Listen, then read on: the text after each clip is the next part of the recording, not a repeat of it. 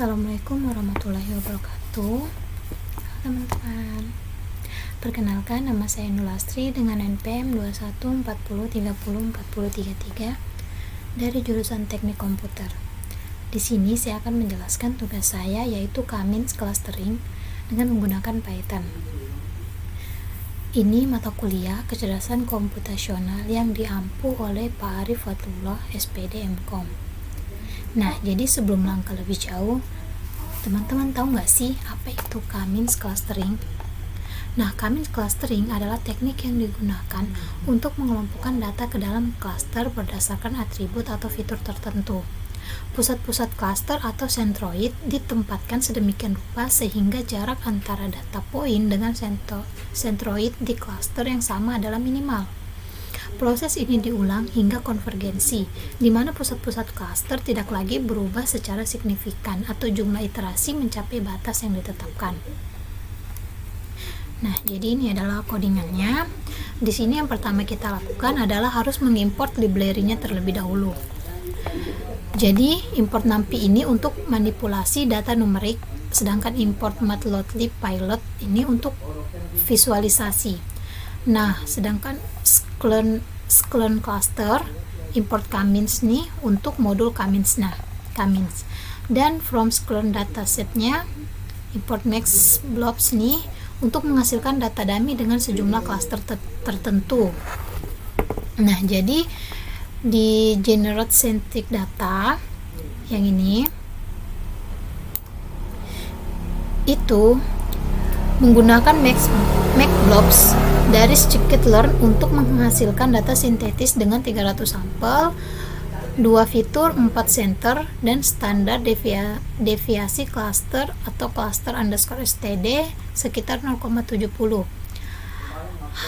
Hasilnya nanti adalah X-nya matriks data dan juga Y-nya label yang tidak digunakan dalam contoh ini.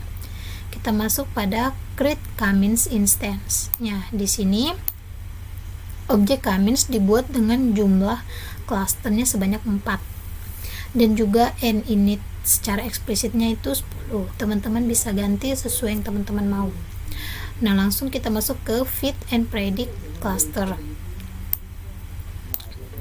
dimana di sini Cummins difitkan ke data menggunakan metode fit predict yang memberikan label cluster untuk setiap titik data. Hasilnya disimpan di dalam YMINS.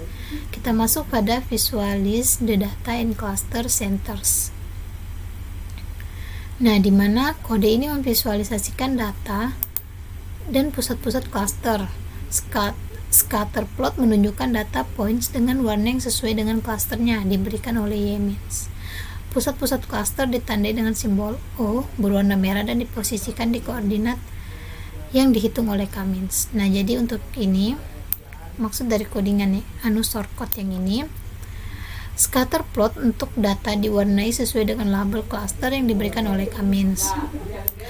Untuk shortcode yang ini, scatter plot untuk pusat-pusat clusternya. Untuk yang ini memberikan label pada sumbu X dan ini memberikan label pada sumbu Y. Dan yang ini menampilkan legenda dengan label centroids. Dan yang ini menampilkan judul plot dan yang ini menampilkan plot.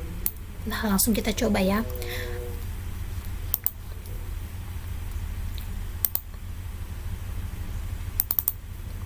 Kita langsung menggunakan CMD.